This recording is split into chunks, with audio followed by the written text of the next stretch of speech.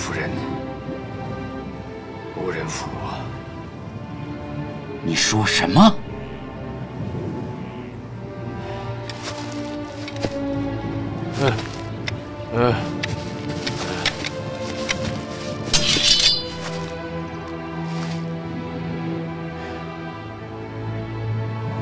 宁可我负天下人，休叫天下人负我。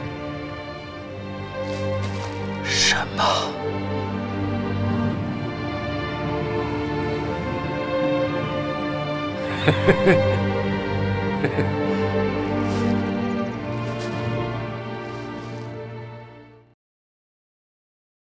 ？If you were to ask someone who they thought was the greatest villain in Chinese history, chances are they would say Cao Cao.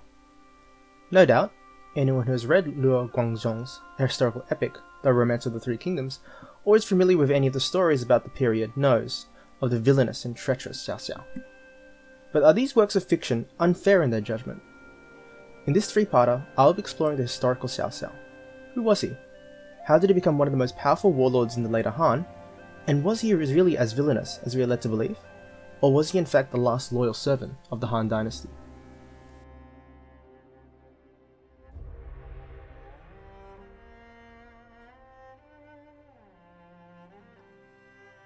The story of Cao Cao begins in 155 AD. Born as the eldest son to Xiao Shou, himself the adopted son of the eunuch Xiao Tong. As was standard with Chinese names, Cao Cao was also given a courtesy name, Meng De, meaning great virtue.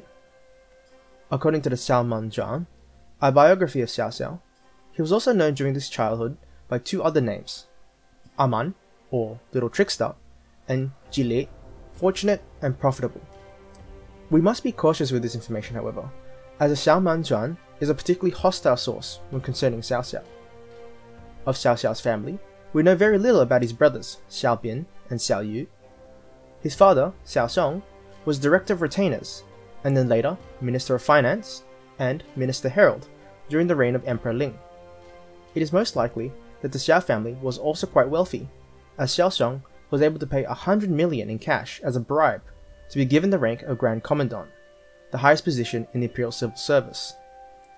Other than his official career, we know very little of the man, other than he and his younger son, Xiao De, died at the hands of Cao Tian. Cao Cao most likely spent his childhood on the family property in Xiao, educated by private tutors. At age 20, Cao Cao was nominated as filial and incorrupt, allowing him to enter the capital as a gentleman cadet. His role in the capital was to serve as a guard and attendant to the emperor, but in reality, it was a means to assess men for commissioned office in the Imperial Civil Service. Cao Cao's activities in the capital are recorded in several accounts, summarized by Chen Shou in the Sanguozhi, or Records of the Three Kingdoms. As a young man, Cao Cao was clever and calculating, but also violent and immoral, and he did not attend to his duties, so people at the time thought little of him. Though Chen Shou is one of our earliest and best sources on the Three Kingdoms, he was also a historian of Shu Han, a rival to Cao Cao's state of Wei, and later a historian of the Sima Jin state, which had subverted Wei. He therefore had no reason to protect Cao Cao's reputation. Other hostile sources claim that Cao Cao was addicted to falconry and dog racing, and how he broke into the mansion of the powerful eunuch Zhang Ran, and escaped only because of his fighting skills. Another anecdote tells of how Cao Cao and his childhood friend and future rival, Yuan Shao, raided a wedding party. Cao Cao supposedly broke into the bride's tent and raped her. While fleeing, Yuan Shao was entangled in some brambles, to which Cao Cao shouted out, "He is the villain!" so that the pursuers turned on Yuan Shao. Again, like most hostile sources to Cao Cao, the story must be taken with a grain of salt. There is a high chance that this story may be in fact symbolic, representing the political situation of the 190s. Cao Cao at the time had the Emperor Xian under his control, and accused Yuan Shao of lacking obedience and failing in his duty to the throne. The position of the bride resembles that of the emperor, the blame cast upon Yuan Shao common to both. There are positive references to Cao Cao in his youth, though they too are also mostly anecdotes. In one story, a friend of Cao Cao, Wang Jun, after observing him, Yuan Xiao and Yuan Shu, predicted that the Yuan brothers would cause trouble throughout the world, but Cao Cao would be the one to restore order. Another story had the character evaluator, Su Xiao, claim that Cao Cao would be a good servant in times of peace, a dangerous chieftain in times of trouble. Still, regardless of his conduct, Cao Cao received a good education, and it is at this time that he began indulging in poetry and military texts. After a year serving as a gentleman cadet, however, Cao Cao was given a commissioned office as commandant of the northern division of Liaoyang, the county of the capital. Such a position was quite remarkable. A man, barely 20, being given such a responsibility was near unheard of. Cao Cao would carry out his duties with utmost energy. Even the Xiao Manjuan mentions that under his command, all regulations were followed with the utmost care. In any case, Cao Cao was dismissed from office due to his connections with the consort Song family. He would return to his home country in Pei until he was appointed as a consultant at court, a rather lowly position compared to his previous one.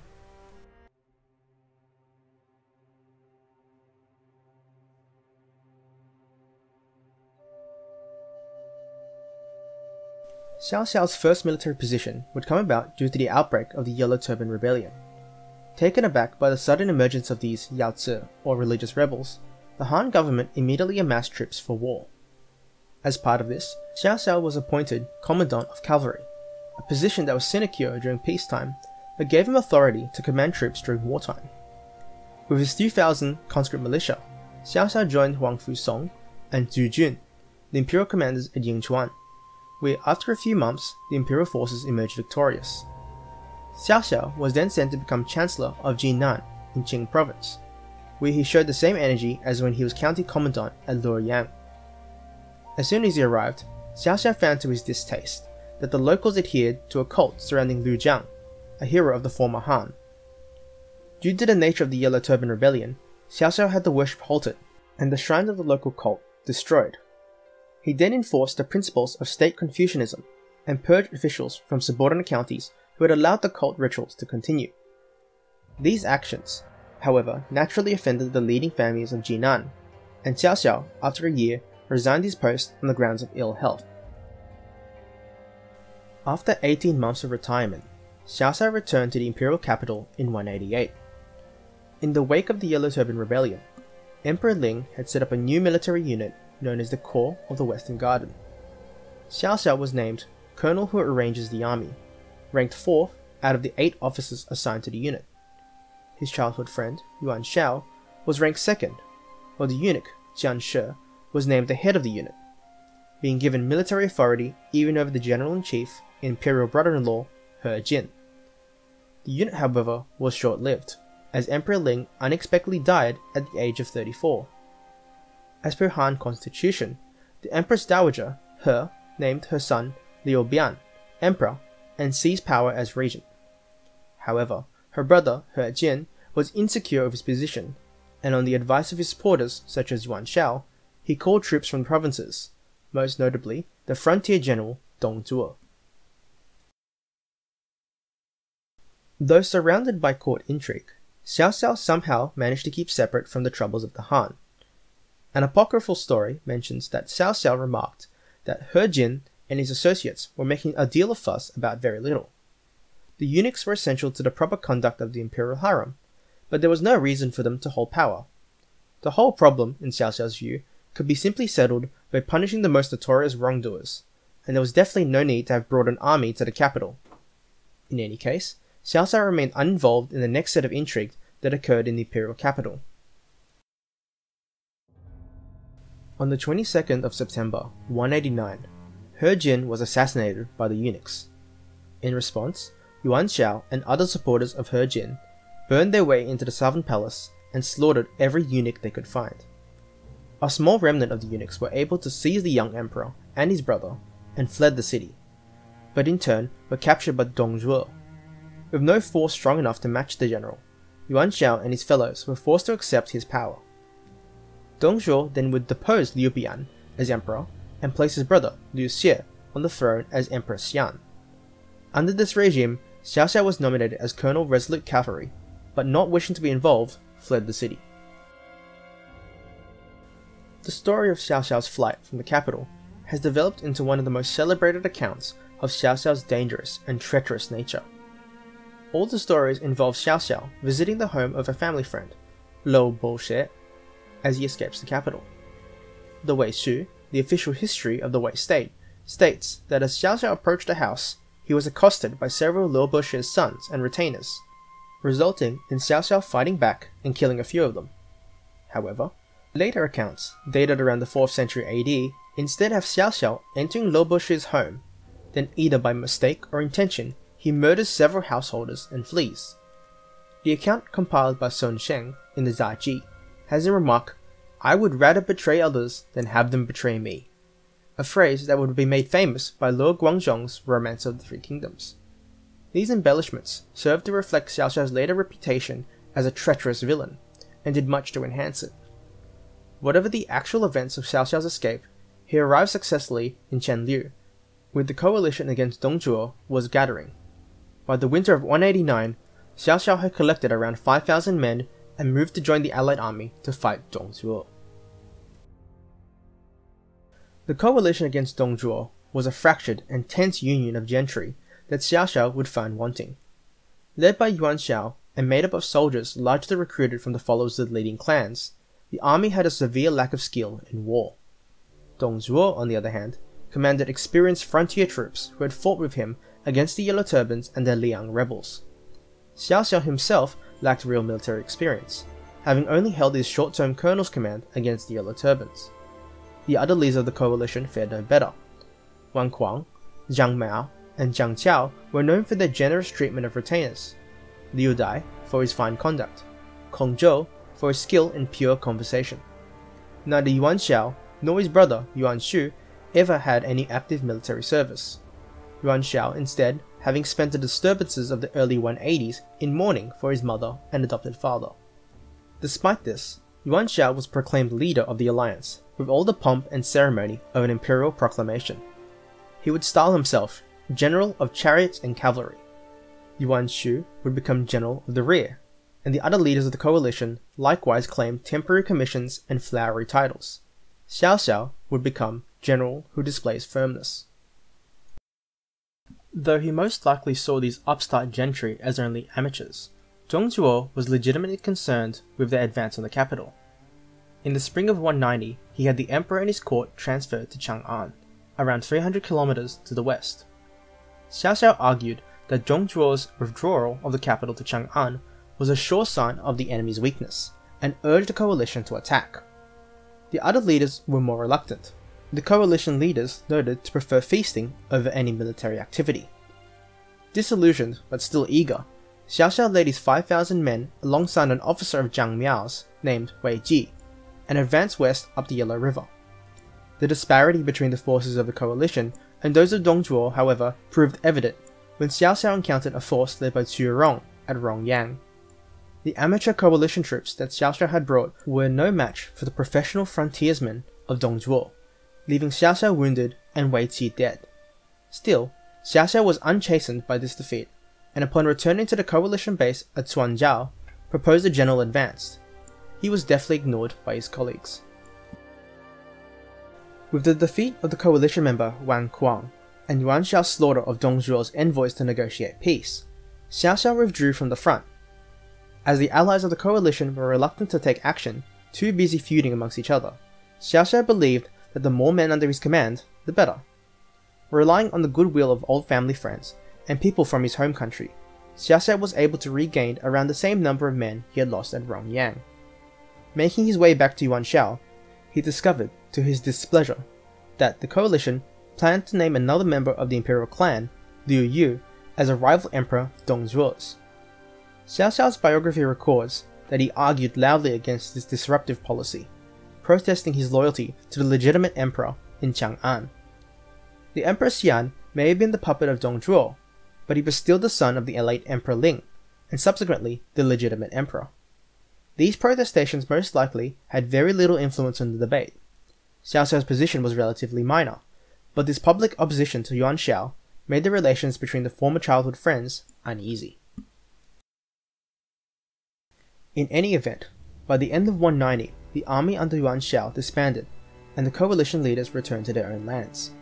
The remaining standing army led by Yuan Shu in the south, however, was a different story. Led by the experienced general Sun Jian, the Southern Army was able to drive Dongzhuo out of Luoyang and capture the Imperial capital in 191. In the following year, Dongzhuo was assassinated by his attendant, Lo Bo, and the capital was overthrown by Dongzhuo's former officers, Le Jiu and Guo Si. All the while, the feuds between the coalition warlords broke out into open war, forcing the former allies to side with either Yuan Shao or Yuan Shou.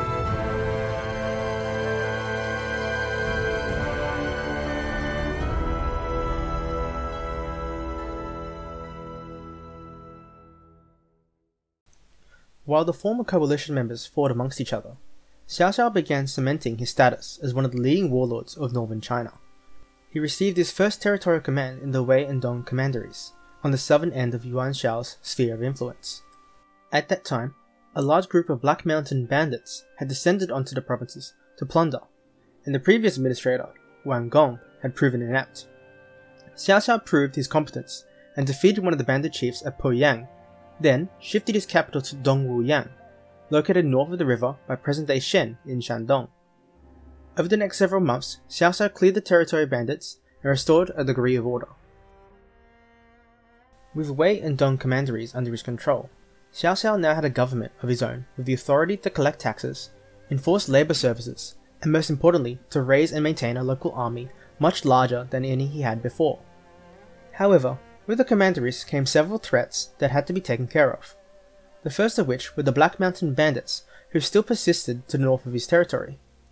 In early 192, Cao Cao outsmarted the bandits by attacking their bases in the Taihang Ranges, whilst they were attempting to attack his capital at Dongwuyang. The bandits quickly abandoned their attack, but Cao Cao cleverly used the time he had gained to not only defeat other Black Mountain bandit groups, but also to defeat the Xiongnu chieftain Yufu Luo at Neihuang in the south of Wei Commandery. A few weeks after Cao Cao's victory over the Black Mountain bandits, however, a new threat emerged from the opposite direction. Back in 184, during the Yellow Turban Rebellion, Qing province had not been a great area of concern, but over the subsequent years, large groups of bandits operating under the Yellow Turban name began gathering in the province. These bandits grew large enough that they were able to affect the neighbouring Ji and Shu provinces. The inspector of Shu province, Tao Qian, was able to drive them off, but they instead began to raid Yuan province. Again, they were driven off, this time to the north into Bohai, where Gongsun Zan slaughtered them as they fled across the Yellow River. Hungry for provisions and plunder, however, they decided in the summer of 192 to move again into Yuan province. Cao Cao was originally not involved in this affair. His commanderies were not on the front line with this Yellow Turban incursion. However, when Liu Dai, the provincial inspector responsible for dealing with this threat, was killed in battle, a new candidate was required to deal with the Yellow Turbans. The Chancellor of Jibei, in Yan province, Bao Xian, favoured Cao Cao. They had befriended each other when they served under Yuan Shao. In addition, Cao Cao's subordinate Chen Gong approached the attendant and headquarters officers of Yuan province and persuaded them to support Cao Cao. Yan province was in agreement, and Bao Xian invited Cao Cao to take command of Yan province as governor. At this time of the later Han, it was common amongst leading warlords to take the title of governor and then name a subordinate as inspector of a province they controlled or sought. With Cao Cao now taking the title of governor, he was ranking himself equal to the likes of Yuan Shao and Yuan Shu. His position now secure, Cao Cao moved to deal with the Yellow Turban bandits. Cao Cao's first move against them, however, proved to be a disaster, as he accidentally stumbled on their main camp whilst on reconnaissance. His forces were defeated, and his friend and ally Bao Xian was killed in the fighting.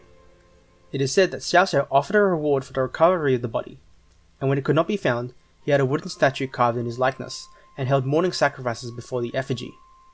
This opening defeat, however, did not stem Cao Cao's eagerness to defeat the Yellow Turbans. At the beginning of the invasion, Bao Xian had warned the previous inspector, Liu Dai.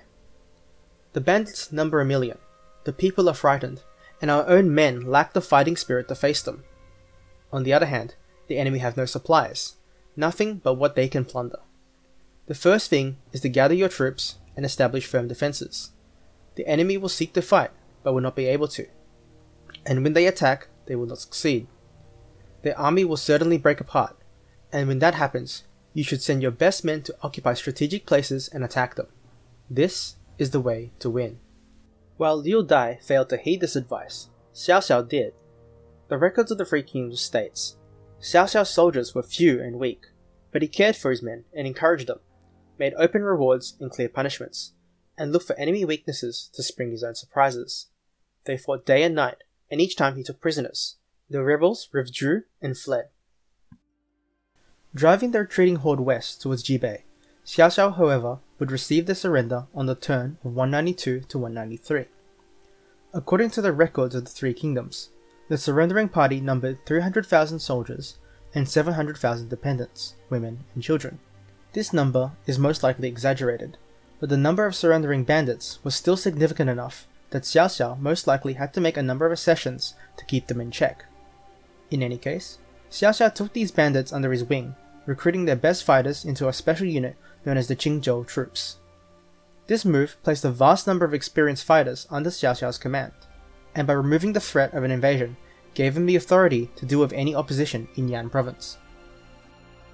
It was at this time that Cao Cao came into conflict with Yuan Shou, who in his clashes with his brother Yuan Shao now provoked the new governor of Yan. Yuan Shu's failure to rule his own territory of Nanyang and the loss of his best general Sun Jian meant that he was on the back foot. In 193, Liu Biao, the governor of Jing, forced him away to the north, where he settled into Tianlu.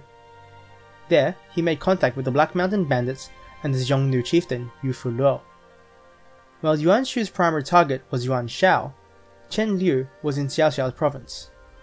The response from Cao Cao was swift and decisive. With assistance from Yuan Shao, Cao Cao's forces broke through Yuan Shu's defences and forced him 300 kilometers south to Zhujiang in Yang province.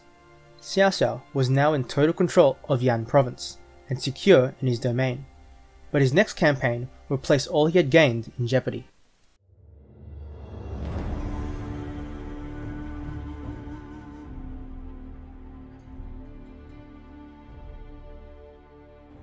While Cao Cao carved out his own domain, his father, the former Excellency Xiao Song, had fled east to Langye. Cao Cao organized for his father and his family to move to Taishan, under the protection of Ying Xiao. Being extremely wealthy, Xiao Song traveled with a large baggage train and carts, and before Ying Xiao's escort could reach him, soldiers in the service of Xiao Qian attacked the convoy.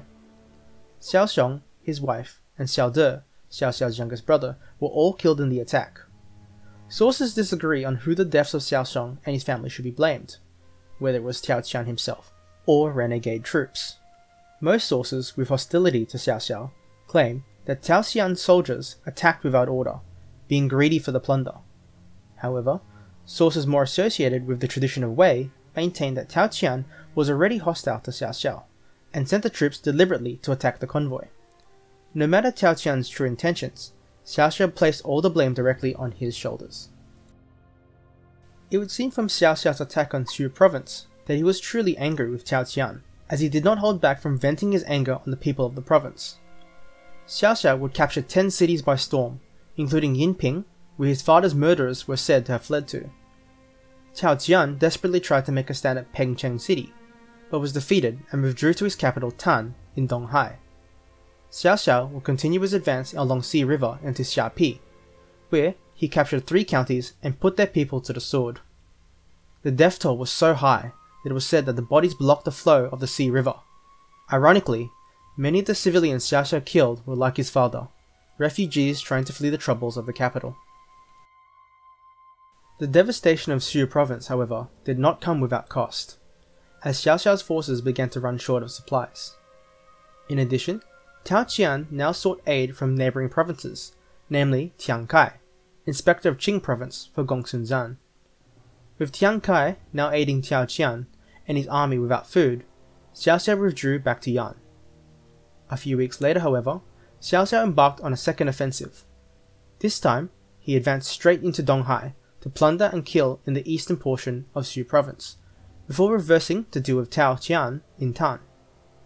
Tian Kai once again came to the assistance of Cao Qian, accompanied this time by a man who Cao Cao would remember well, Liu Bei.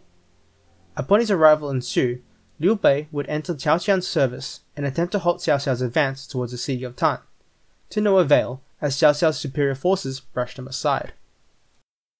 Cao Qian and Shou province's salvation would not come from military might, but rather from internal issues from Cao Cao's own Yan province. In his absence, Cao Cao's closest supporters, Jiang Miao and Chen Gong, invited the famous Liu Bo to Yan province. Cao Cao's execution of Biang Rang, a well-known poet who spoke disrespectfully to him, and the devastation of Shou province put many of the gentry of Yan, like Chen Gong, at unease. Because of this, they approached Jiang Miao, a longtime friend of Cao Cao, who previously had lent him troops in 190. While Cao Cao most likely trusted and respected Jiang Miao, the latter felt uneasy, especially after Yuan Shao ordered Cao Cao to kill him. With Cao Cao focused on Shou province, and Chen Gong in command of a large force in Dong Commandery, the conspirators easily took control of a greater part of Cao Cao's territory. Only 3 cities still remained loyal to Cao Cao: Duancheng, Fan, and Dong'a, under the nominal command of Cao Cao's cousin, Xiahou Dun, and his advisor, Sun Yu.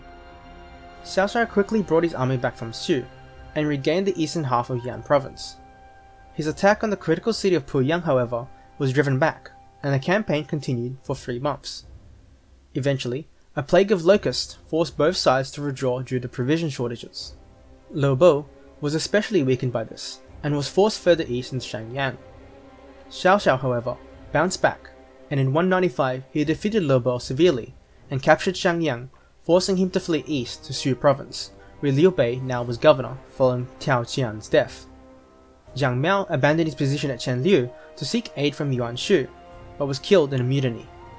With Chen Liu secure, Cao Cao had now regained control over Yan province. Cao Cao had come very close to disaster in Yan province, but this proved to be a lesson of great experience for him. At the beginning of the civil war, members of the gentry like Cao Cao could not oppose the commanders of the frontier, such as Dong Zhuo and Liu Bo. Yet, by recapturing Yan province, Cao Cao showed that he could defeat an experienced general like Liu Bo and earn the respect of his men by fighting alongside them. At the same time, Cao Cao was also a member of the respectable gentry class. He and his father were senior officials in the state. This set him apart from men like Liu Jie and Guo Si, who controlled the military junta in Chang'an. Here was a man who was both of the respectable gentry and could hold his own against experienced frontier generals. As Rafe de Crespigny puts it, Cao Cao was acceptable.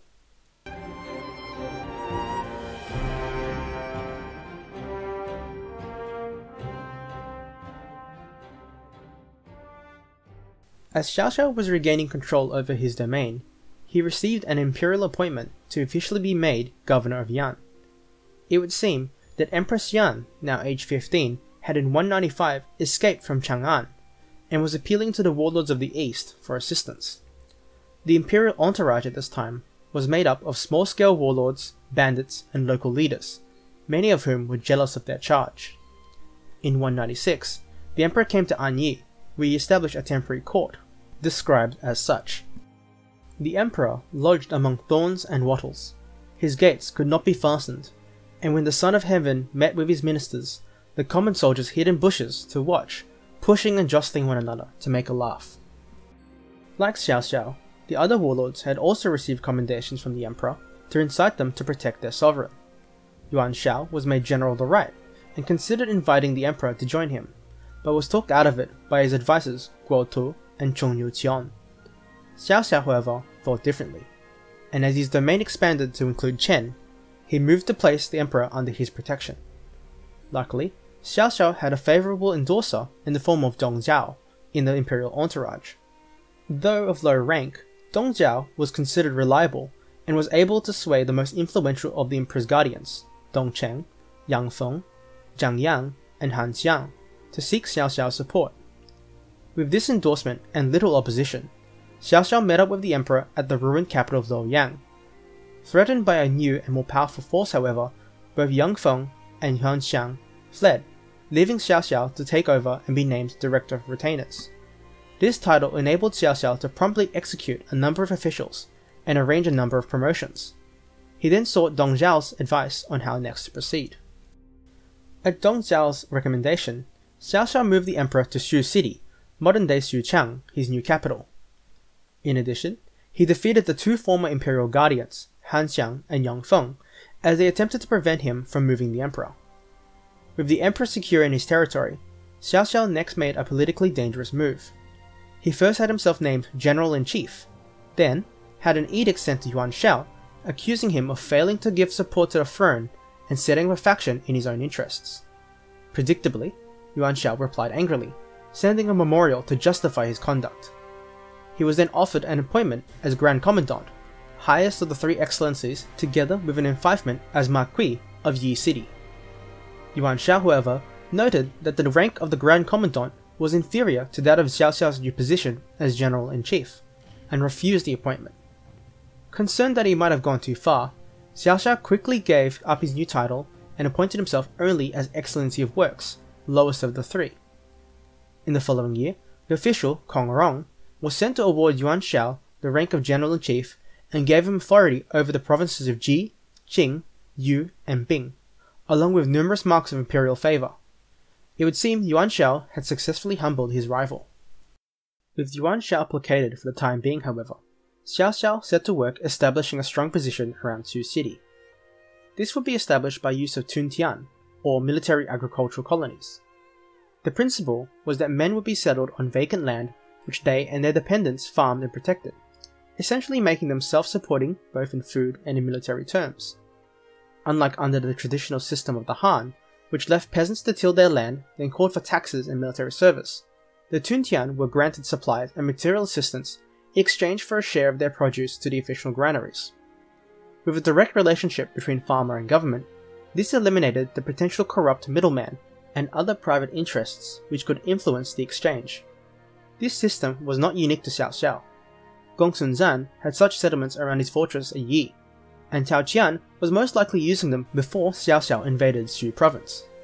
However, Xiao Xiao was the first to develop the principle into a full-scale system that allowed the new settlements to protect themselves, but would not be conscripted for extra labour or general military service. Instead, their function was solely to produce food, and in effect help maintain Xiao Xiao's growing army. Xiao Xiao now had all he required to be able to compete the warlords of China. The emperor was under his protection, he had a stable base of operations, and a system that would ensure his armies were well supplied. Still, there were numerous threats that Xiao Xiao needed to deal with. Liu Bei, who now governed Shu province, the frontiersman Lo Bo, and to the north his rival Yuan Shao. His conflicts with these men and his later campaigns to unite the collapsing Han Dynasty, however, will be covered in the next part of this series.